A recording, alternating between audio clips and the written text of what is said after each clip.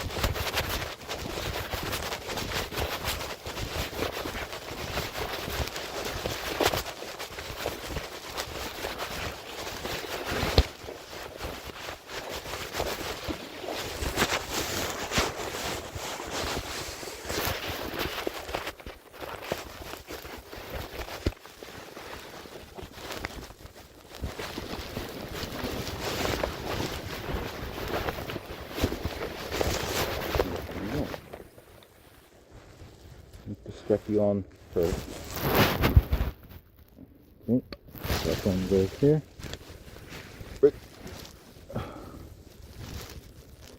Now let me hook you up, bra. God damn it.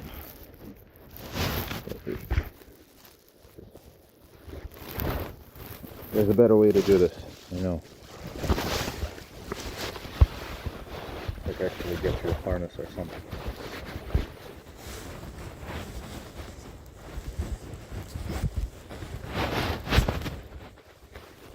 Like a tactical vest type of thing. A West tactical vest.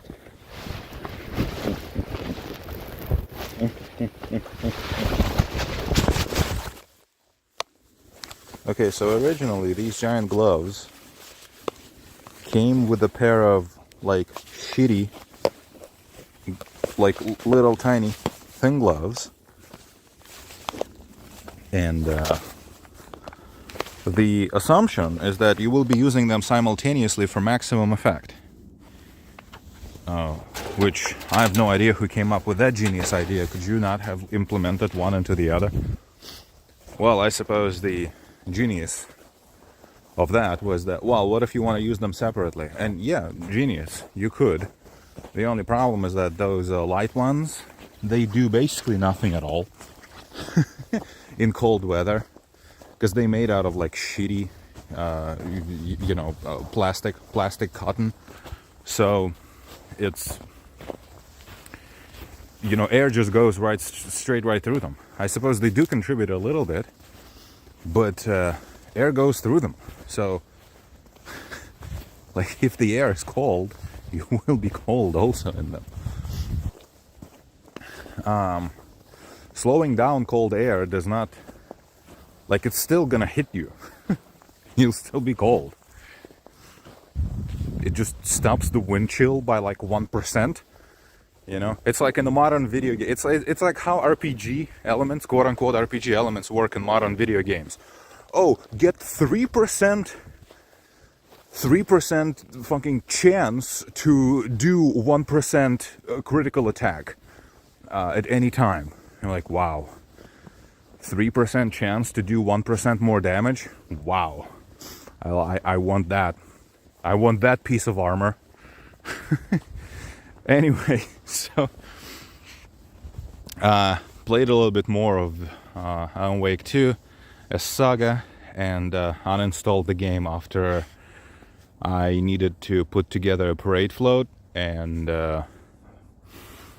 one of the things you can only find after about a dozen of profiling sessions with Saga. Profiling with Saga. Profiling with Saga. Like infomercial type of thing. Yeah. No, guys, it's so stupid, that mechanic. I have no idea what Sam Lake was thinking. If by any chance the Alan Wake portion of Alan Wake 2, the Alan campaign, was done by a at least, separate team. Those people need to make another game. Either a very direct, very blunt aspiration, like a Silent Hill one, a Silent Hill aspiration, or just a literal Silent Hill game. I am yet to play the Flopper team Silent Hill game, and I highly doubt I'll ever get to play Silent Hill F. But Silent Hill 2 Remake, not particularly interested, but I doubt it's nowhere near as good as of a horror experience as Alan Wake 2's Alan campaign. Anyway, yeah. But, just FYI, if there was a Silent Hill game that was basically just that, I would have loved it. I would have said, yep, this is a very westernized, a very modernized, for all the good and bad that comes with it, take on a Silent Hill formula. And I get it, I love it, I like it very much. You might say, by the way, that, well, actually, The Evil Within 2, Psycho Break 2, did something similar. No, it didn't. Psycho Break 2 did this like open world thing for basically the first 20% of the game, and then the rest of it was literally just one long cutscene, very Hellblade style. People completely forget about it for some reason. People remember Psycho Break 2 for this one relatively big open area at the beginning of the game, and then there's another smaller one later towards the middle. But they completely forget that what's between them is not even like the Evil Within 1 style, just like linear, RE4 style linear shooter. We should get RE4, by the way, opened not entirely linear also. So, similar kind of like progression there for how the world unfolds, or rather folds, folds in on itself. It's not even that. It's not even that style of game. It's literally what people think something like Uncharted or God of War or The Last of Us is, which is like premium, borderline, no gameplay video game, which is not true, by the way. Uncharted 1, 2, and 3 were very much video games, and even Uncharted 4, for the large part, is still a video game, just a very boring one and uninspired. But not a bad one. Boring and uninspired, but not a bad one. Badly written also. But that's not neither here or there. The Last of Us Part 2 I didn't play, and 1 was very much a video game. God of War 1, 4, I mean 1 as in like Xbox One. God of War 4, Dead of Boy 4, Dead of Boy 2018 was very much a video game, despite what it looks like. If you actually play it, it's quite a fun experience. It's not a movie game at all. It's very repetitive, absolutely. And they literally made like 10% of the game, maybe not 10, maybe like 20, and then asset flipped the like 15 to 20% for the rest of your experience. So if you actually understand something about video game design and video game development, like, it feels very cheap playing that game. It feels like you've been robbed. Like, this is a AAA video game. This is just like this is not even a 10-hour game. That something like that could have been done by an indie team. And Hellblade basically, despite being a shit game, all but confirms that, yes, indie team can make something that is very smoothly animated and looks nice, but it's like a 4-hour-long experience. Like, yeah, like a small indie team or a AA team could absolutely do something like that. Easy. Well, maybe not easy, but they could. Like, you're gonna charge me for a AAA thing. You're gonna sell this thing to me as a AAA thing, but it basically has like 5 hours of content, and then you copy and paste that 6 more times and then say, ta-da, AAA game. Like, no, fuck you. Anyway, people think that those games borderline aren't video games, and actually a lot of them are. And The Evil Within, maybe because it was made by a Japanese director who didn't quite understand that actually there's a pretty big balance between being a movie game and actually a game with some of those popular titles, both popular to hate and to love, because The Evil Within 2 is borderline not a video game. It is a video game in its opening, and then it just becomes like this roller coaster ride, like scary roller coaster ride, or whatever. How do you call it? Like scary cart house ride, whatever. Oh, you get what I'm saying, right? And I hated it. It was just so boring. You had no control, no agency, no nothing. You were just like watching a scary movie where you have to press forward, But the first Evil Within was not like that at all. First Evil Within, by the way, was very janky, but it was a real video game, pretty much from beginning to end. It was a bit janky, very inconsistent, but it was a real video game. It played like a video game, it felt like a video game. The Evil Within 2, despite people remembering it for you having all this choice and agency, and you have this giant open world to explore, you can go wherever you want. Yeah, first of all, Alone in the Dark already done that in, 10 years ago, whatever that game came out, 2008, 2008, 2009, 2007, something like that. And second, that's just the opening of the game. That's just the first chapter. Well, maybe not literally the first. It's like the second or the third, whenever that chapter kicks in. And that's it. You basically. Oh, Jupuchu, did you eat too much snow? What's happening here? I can barely move my fingers on this thing. Wow. Anyway. I don't remember why I was suddenly talking about all that stuff.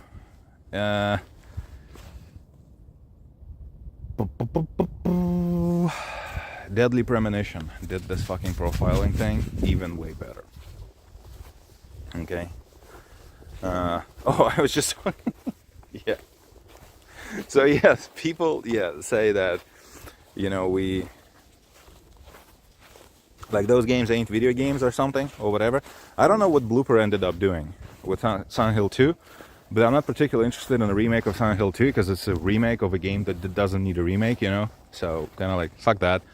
Maybe I'll play it eventually. Maybe I won't. I literally have zero desire to do that. One cool thing, about getting older, is that you just don't care about this like Zoomer shit. Like I'm not interested in the Zoomer version of Silent Hill 2. And just because it has better graphics, I have absolutely no inkling. Nothing is nudging me. Nothing is telling me, dude, you gotta play it. Just look at those graphics. Look at those graphics. Oh, you gotta play it. You gotta play it now. Like, I have nothing. Nothing inside me tells me to do any of that. I just look at it and I'm like, this looks actually kind of ugly. And I don't know, maybe one day, but like this does not spike my interest in the least. But yeah, anyway, so whatever the hell, I was talking about 100% Alan Wake, I'll take it, Alan Wake 2's Alan campaign, I'll take a whole game like that. Well, the actual Alan Wake 2 campaign, it actually gets a bit repetitive because you essentially do the same thing 3 times in a row. But you do go to different places, you have a little bit different mechanics here and there. You pretty much have the same enemies the entire time. That's also a bit of a problem. But like I said, those enemies are so fucking innovative. I have not seen anything like that in any video game ever. I might have, if I actually think long and hard, or maybe not even necessarily that hard, just long enough, I may remember something similar done somewhere else. I mean, after all, basically what they did, they put like 100 enemies in front of you, right? And like 99 of them are just mannequins, and one of them is an enemy, mimicking as a mannequin, and it will attack you sooner or later. They basically just did that, but they did that throughout the entire game. And it's not even that, you know, those shadows being there, they kind of like lure you into the false sense of security. No. And then they jump scare you, right? Or something. No, instead they create the constant tension. You know, it actually really enhances the horror side of the whole experience. Come on, Chul. And yeah, I think it was done ingeniously. But if you were to make a slightly longer game, because that campaign, well, it definitely didn't have like a proper pacing as a standalone thing. You know, there was no proper middle and no proper end to it. It just kind of ended eventually. You do the same thing 3 times. There's a little bit of revelation here and there, but they ended up basically just like cutting the whole thing off, you know, eventually. So yeah, a little bit longer would have been nice, or at least properly paced. But even if they kind of paced the whole thing at the same length, people would have said this is too short still. So anyway, absolutely loved it. Yeah, and one thing that I thought of just after ending yesterday's stream is that the whole wackiness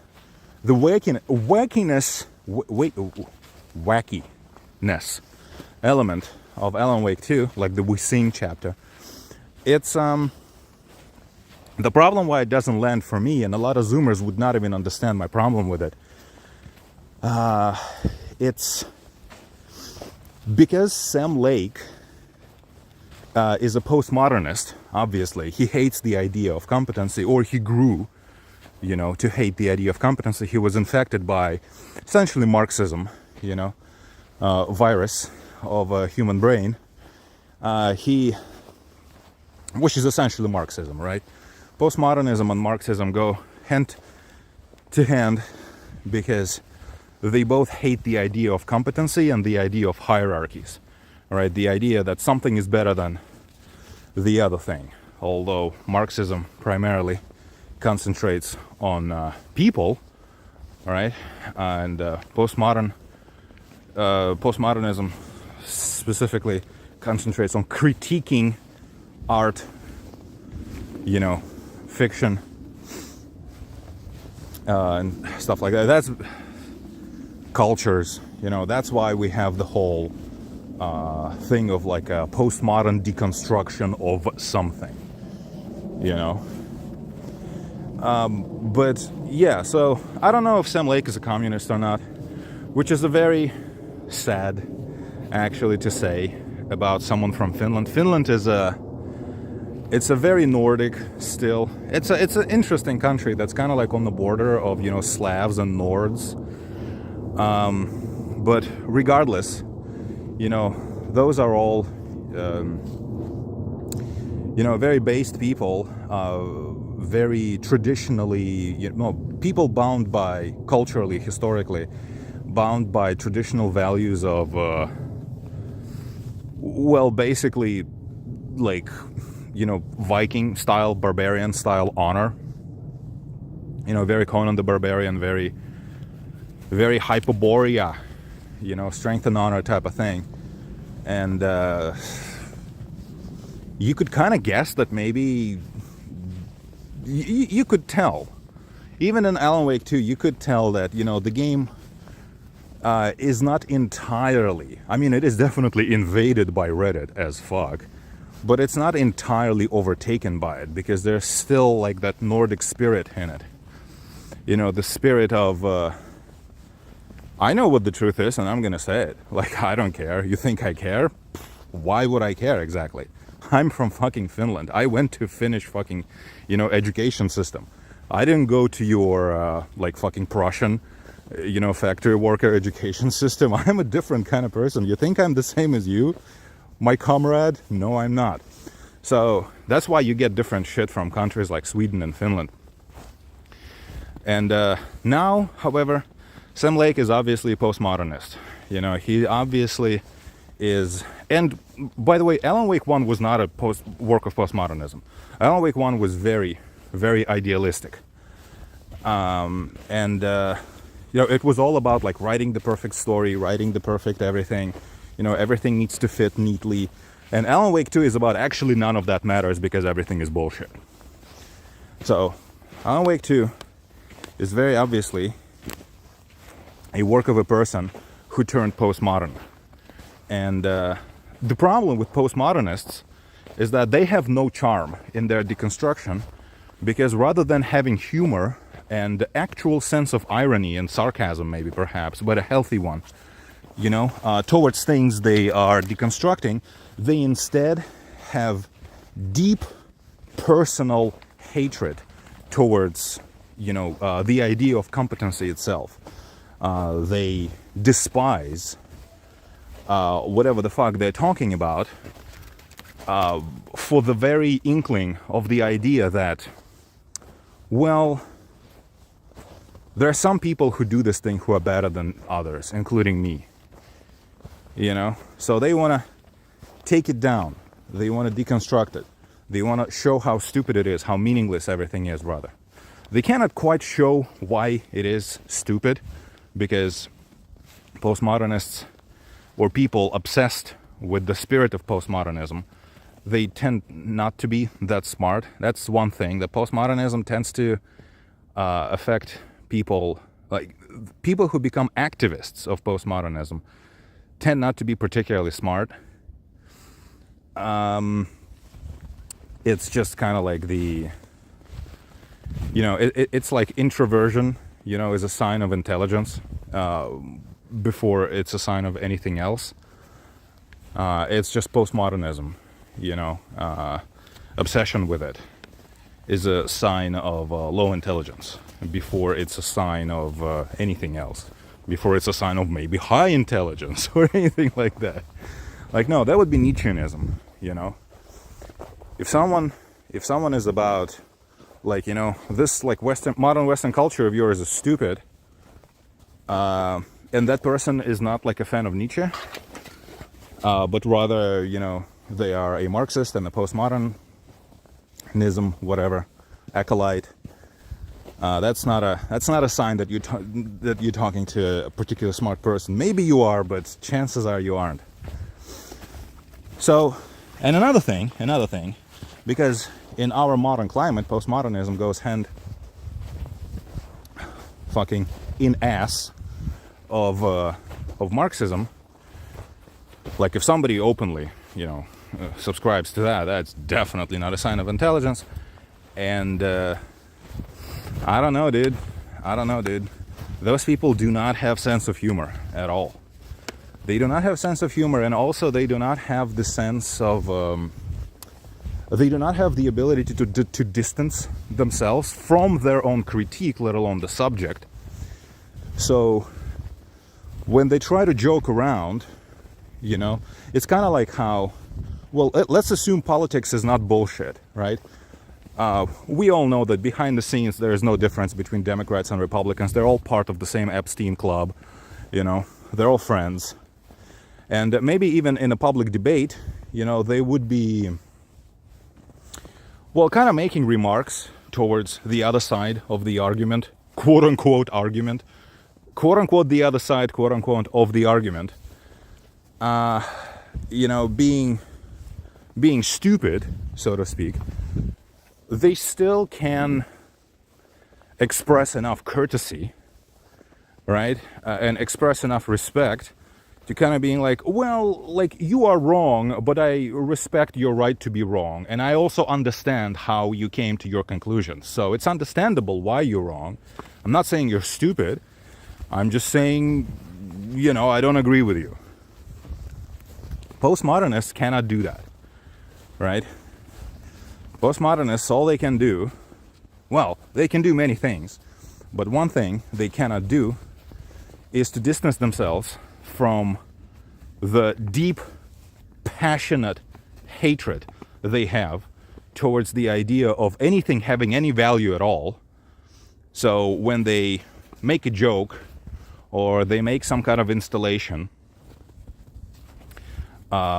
centered around the topic of absurdity, right? It inevitably it ends up entirely charmless because they just don't have it. They just don't have it. They have too much resent to make anything that is actually charming. It's kind of like when, how should I put it? It's like when you are trying to reply, you know. That's something I do all the time, actually. Not from a postmodern perspective, but from a perspective of somebody who just doesn't take, like, I don't take any more bullshit. I'm done taking bullshit, you know, from people.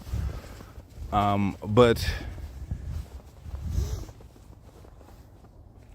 there's such a thing as a respectable critique. There's such a thing as making a joke about something without denigrating, you know, the subject. And there's a way to do all that in a mocking manner. And the problem with the We Sing chapter is that Sam Lake is a postmodernist and probably communist, or Marxist rather, essentially the same thing. Well, because it's all collectivism, you know, they all have the same final goal. We, or rather they, they cannot, you know, make something like that, or Semley cannot make something like that with the same charm, detached charm, ascended charm of somebody like Hideo Kojima or like Goichi Suda, who, like, very obviously, if Goichi Suda made something like that, he would made it for one reason: fun. Kojima pretends to have ideas, but the thing is that, you know, Kojima unironically, you know, is a Westerbo.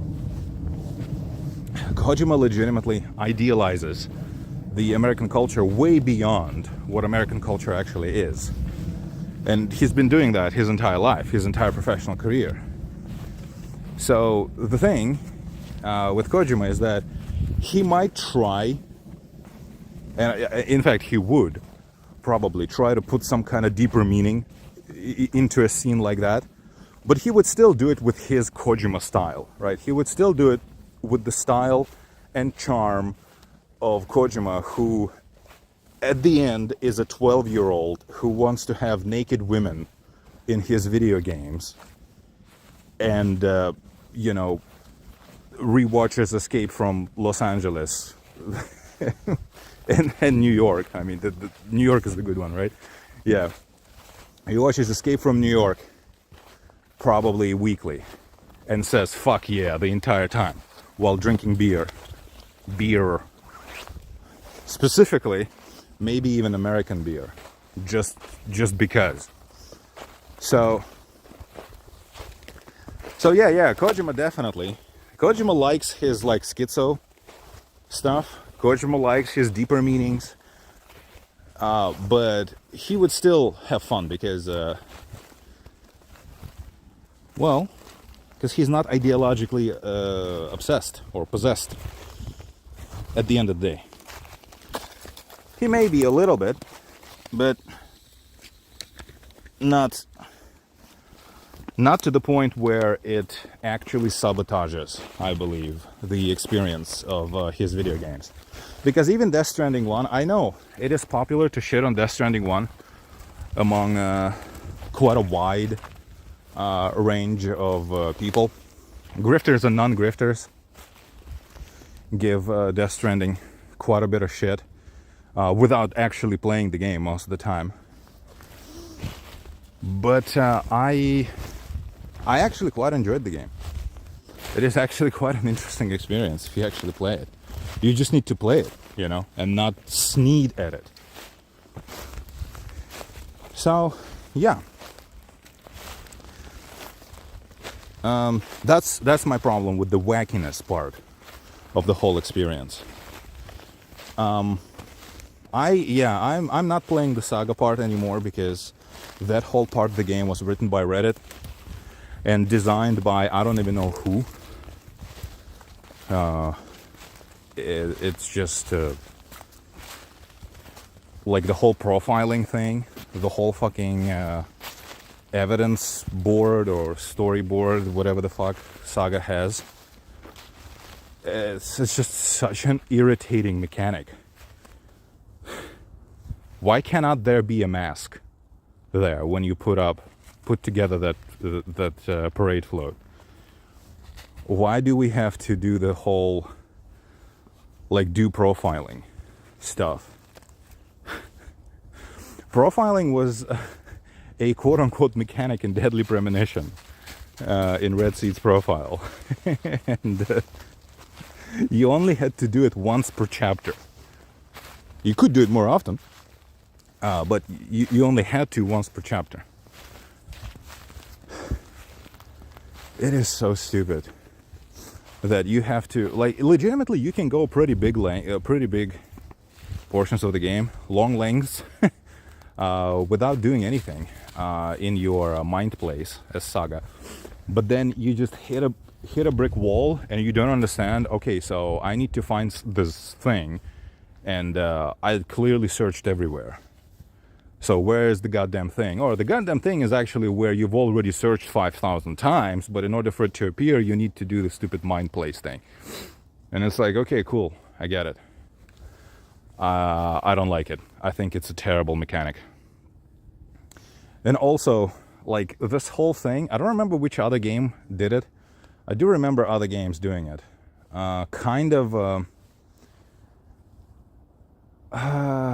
Murdered Soul Suspect also did something like that, because the game made you think in the beginning that it was going to be like a detective story where you need to put together things and such, and in the end you just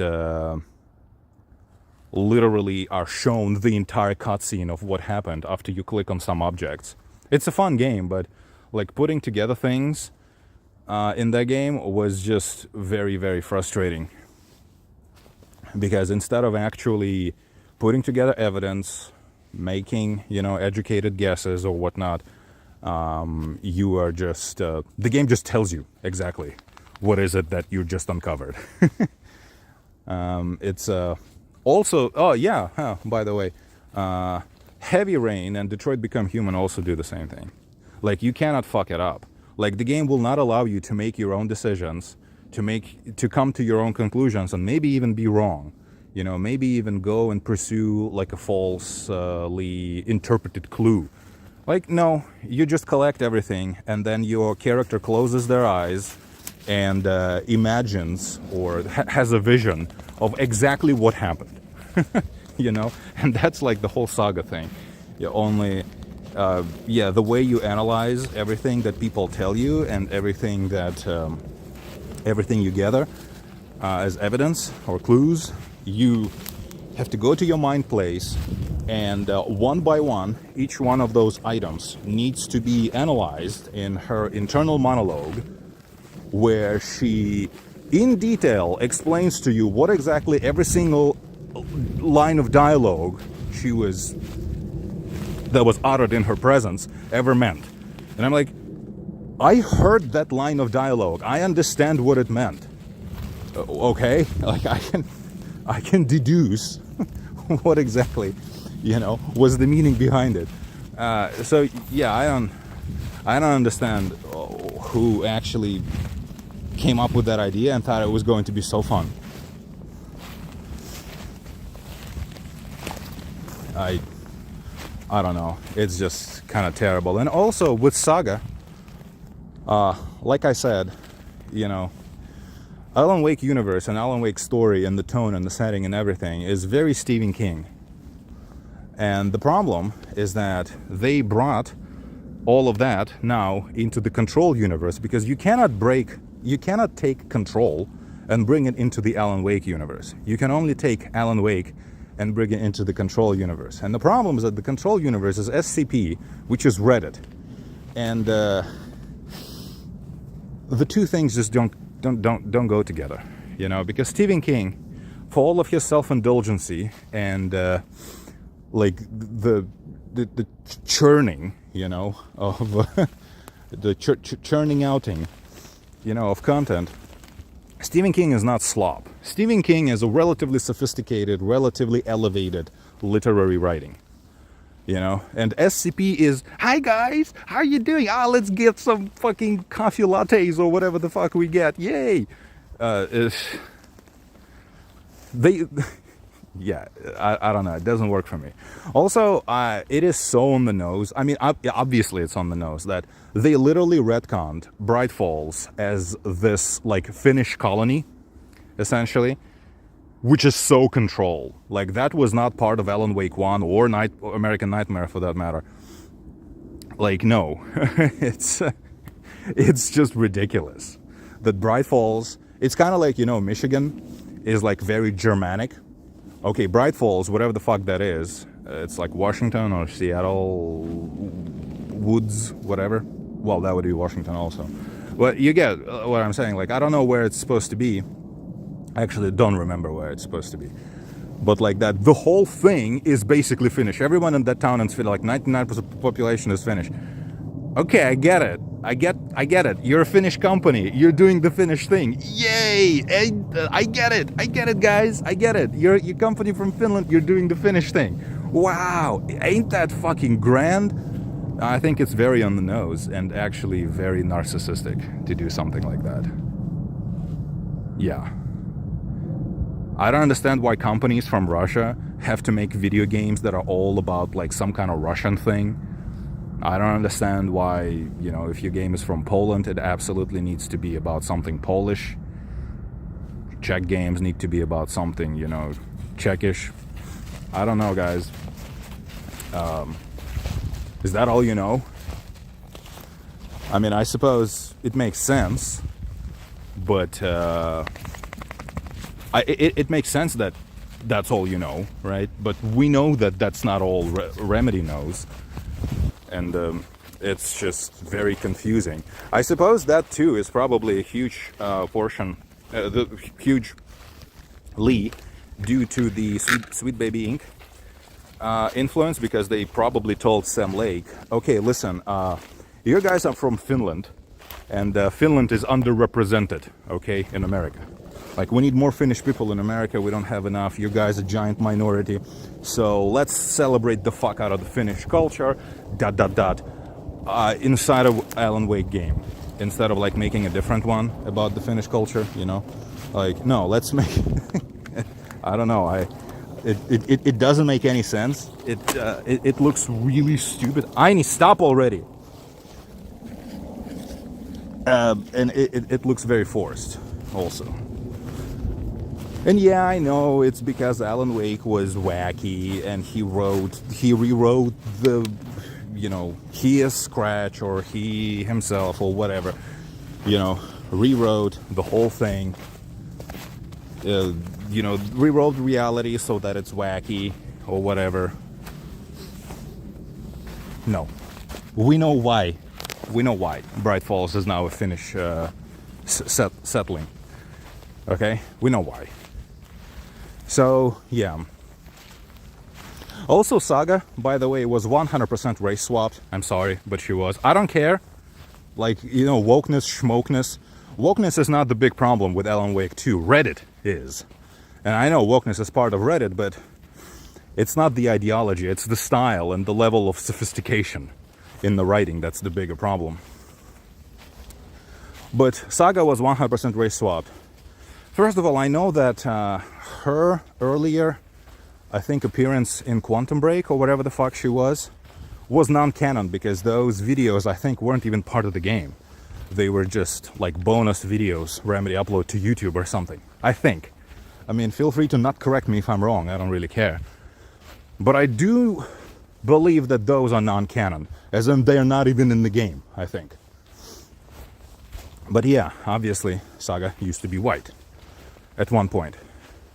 Which makes sense, you know, for her not to be in Alan Wake 2, or rather, it makes sense why she wouldn't be, because Alan Wake 2 fucking retconned everything. It retconned the rules of Alan Wake 1, you know, it retconned, it literally retconned out of existence American Nightmare. Yeah. So, Saga suddenly being black, yeah. Why the hell not? My question is, you know, why the hell not? So, So she's black, and Andersons, and she's supposed to be like a sibling, not a sibling, but a family member of the Andersons guys, the old gods of Asgard guys. Which, okay, now that's where it really fucking breaks down for me, because, well, you cannot be that on the nose. Obviously, she's not part of their family. Those guys, like, I don't know what their blood lineage is, but they claim to be Vikings. So they might even be Swedish, both of those guys. Or, I don't know, Anderson. Well, okay, let's not deconstruct the name of their family. But those guys are obviously not black. They're pretty much as white as you can be. Whatever that means. You know, there's more than one type of white people, FYI. Anyway, so they claim to be part of her family. They like, she's supposed to be a granddaughter of one of those guys, and a niece to the other one. I think Odin is her grandfather, and Thor is her uncle, I believe. Right? Okay. Well, it actually does work for Alan Wake 2, because, like, okay, this doesn't make sense because obviously, you know, she's black. So it doesn't really make that much sense necessarily. Can you? Well, technically it's possible, obviously, but like, race mixing is happening. Would it be like, I don't know. I don't know what the, like, melanation, you know, factor, how hard it changes, how quickly it changes, and how hard it changes, whatever, with race mixing. But she doesn't look like a Hafu to me at all. Or she at that point would have been, I don't know, difficult, right, to imagine. But it looks weird, right? And it works for Alan Wake 2, because nothing in Alan Wake 2 makes sense, because postmodernism, everything is wacky, nothing makes sense, ooh, right? But, like, you can tell, she was originally intended to be a white person. Right? Like, you can tell that this was not just accidental, because you wouldn't just write something like that and think, wait a second, she's white. And those guys, she's black, and those guys are white as fuck. And, like, there's supposed to be, like, blood lineage from them to her. And there's only one generation in between. It doesn't make sense necessarily. It doesn't make too hard of a sense, right? So, yeah. Like, you really wouldn't write something like that intentionally. You may leave something like that in and just say, whatever, wackiness. Wacky. But you wouldn't write something like that intentionally, because it's weird and creepy, like, and very tone deaf to do something like that. I don't know. So,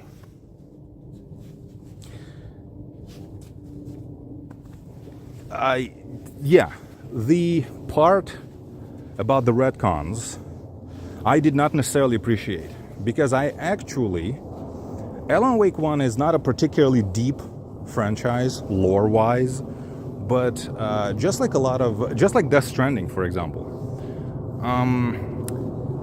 it's an interesting game, or interesting franchise to think about.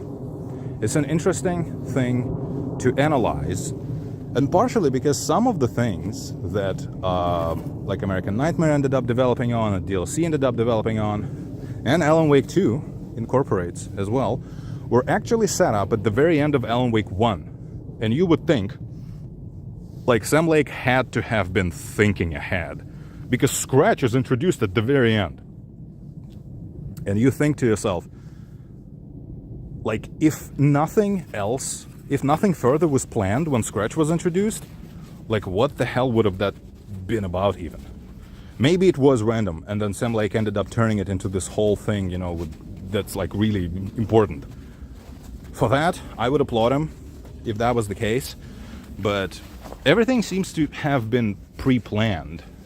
And the Scratch thing, just like I explained later in the previous stream, I mean, my idea was that Scratch, or an evil doppelganger in general, the dark place creates one if you die in a dark place. Because plenty of people were to the dark place, right? I think Andersons might have been to the dark place. Stop.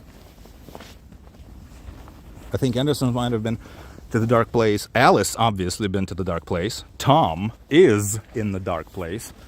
But the only evil doppelganger in the first game is, well, essentially Barbara, the dark presence, you know? The dark presence wears her skin. Believe it or not, she's not just the dark presence, she literally wears her skin. She is Barbara's, evil doppelganger. And Barbara presumed to be dead. And then Alan Wake, he symbolically dies at the end of the first game because he sacrifices himself so that Alice can get out. So symbolically he dies, and I believe that's why Scratch is created. Because now Alan is dead, essentially, and that's how Scratch got created. But there are no evil doppelgangers of Tom. There were no evil doppelgangers of Alice, right? So there seems to be some kind of mechanic there that is probably tied, because we have Barbara as example who died, probably tied to the process or the fact, right, of someone dying in a dark place. So that's what I assumed. And that's kind of what American Nightmare assumes as well. American Nightmare also assumes that you can totally escape dark place if you write yourself out of it, right? And that's how both Scratch and Alan got out in American Nightmare. And then Scratch is defeated, of course, at the end of American Nightmare. And Alan Wake 2 throws all of that out the window. Zane is now a filmmaker for some reason, and the whole thing is retconned by saying that Zane is a filmmaker who was just playing a poet at one point, and because Dark Place and the power of control reality, in the real world he was remembered as a poet and a diver. But actually it was just a role he played in his own movie long ago.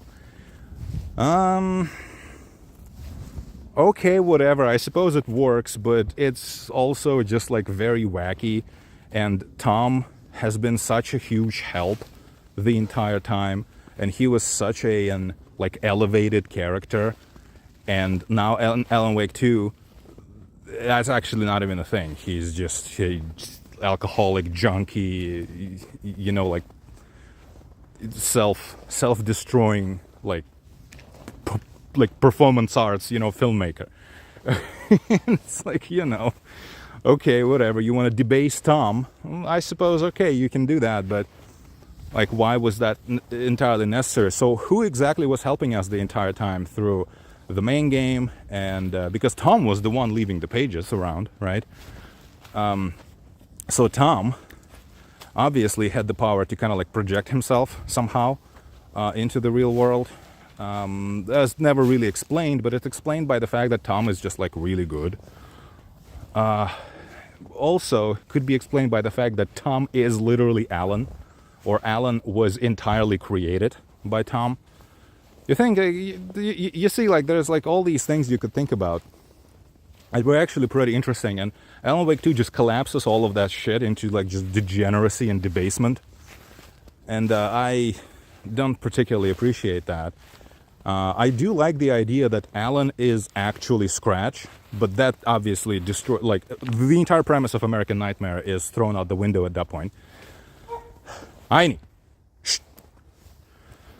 And we also get this thing that Alice ended up killing herself to help Alan, but then how does she know that he's trapped in a loop and that he's getting closer to escaping it with each passing? It doesn't make sense, because so I suppose she doesn't kill herself because her killing herself and Scratch hunting her, all of that shit happened in a time bubble. The reality was not yet set solid, because it just, kept happening on the loop, I suppose, indefinitely. So, like, how is that possible? So by the time Alan, like, stops the whole thing, in the secret ending, it's like nothing ever happened, period, at all, ever. Okay, cool. How the hell does Scratch haunt her exactly in the real world while Alan is trapped in a dark place if Scratch didn't escape yet? In order for Scratch to escape, Return needs to be finished and come through, but that doesn't happen yet even as you play Return. So Initiation, right, plays in the time bubble. Initiation plays simultaneously to Return and also before it, right? Because it happens in the time bubble. It happens outside of time. It doesn't matter. But in order for Scratch to escape, right, Initiation needs to be done and Return needs to happen. So like when Scratch escapes as Alan, right, with Alan, because he's the same person, escapes, that's the beginning of Return. But Alice kills herself in the real world during Alan's experience of Initiation. So when exactly does that happen? Does she kill herself later? Like after Alan saves the world in Return? Like it's or like, yeah.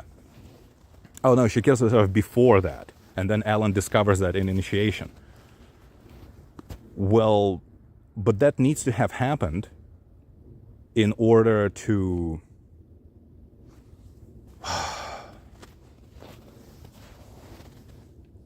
so the whole thing had already happened, right? I suppose the assumption is that the whole thing had already happened by the time Initiation starts. And Alan just discovers it. Okay, but if he writes an ending to the whole thing, would she still be alive at one point? Because if she's in the loop, the whole reality is in the loop. It's not just Initiation is on the loop and Return also. It's the whole reality is in the loop because Alice is part of Initiation, right? Her killing herself and her being aware that by doing that she's helping Alan, because she says, "I think you're getting closer to getting out of there," right? So, like that shouldn't be on repeat then. The final time the whole thing ends, because it shouldn't happen, because he would have been out of there anyway, because Initiation was happening inside a time bubble. So if the whole thing gets cancelled and Alan is basically ultimately, when he ultimately rewrites reality, he makes it so that nothing has ever happened ever, literally, right? That's the entire point of the secret ending, that we're gonna save everyone. Which is so lame also, by the way. Saga literally just tells him what to do. He's like, "I don't know what to do, Saga. Strong and independent. How do they call it? Whatever. Character. Please help me. Help me do this right. I don't know what to do. You're a strong woman. You know what to do. Tell me. And I'll do it exactly as you tell me." I'm like, okay, could this have been a little bit less on the nose? Yeah, whatever. Yeah, generally speaking, I did not like the implications of the fact that basically nothing matters. I didn't enjoy all the retcons, because again, they bring Mr. Scratch from American Nightmare, but they disrespect everything that happened there and all the metaphysics that were established in there. I like the fact that Mr. Scratch is Alan, essentially. Yeah, so that makes Barbara just an evil doppelganger, and not the dark presence. No, she's a dark presence, much like Alan is, because all dark presences are basically just people with superpower, who went insane inside the dark place. So that's cool. But I did not particularly enjoy the idea that so Scratch could escape the dark place just as a projection, essentially, to fuck with Alice. And, okay, so Scratch could do that somehow. That was never established, that Scratch could do that, actually. It was established in American Nightmare that Scratch escaped with Alan, and then Scratch is a completely separate person. He's not inside Alan. He's not Alan. He's a separate person who's a psychopath. And he is going to kill everyone, essentially, who Alan cares about, starting with Alice. Okay, fantastic. But how does he project himself into the real world to haunt Alice? That makes no sense. It's never established, like anywhere, that he could do it. Why would he do it? It's only established that he escapes at the end of initiation, at the beginning of return, he escapes, right, with Alan, as Alan. How was he doing that whole thing with the haunting? Because Alice was touched by the dark place, he could just project himself into her mind, essentially? Like, no? Question mark? You know, it's established that he escapes at the end of return. Just like in American Nightmare, he was not a problem until he escaped with Alan, right? In Alan Wake 2, at the return chapter, it's chapter 3, I suppose, he escapes as Alan, you know, and with Alan as the same person. So, what exactly was happening with Alice, with the hauntings? Also, she says, we'll keep showing you the light. She doesn't show him any light. So yeah, I did not particularly enjoy all this obscurity and ambiguity, and nothing makes sense. But it was okay overall. I don't think the entire Alan Wake 1, essentially, needed to be retconned. Or the entire metaphysical implications, rather, I should say, of Alan Wake 1.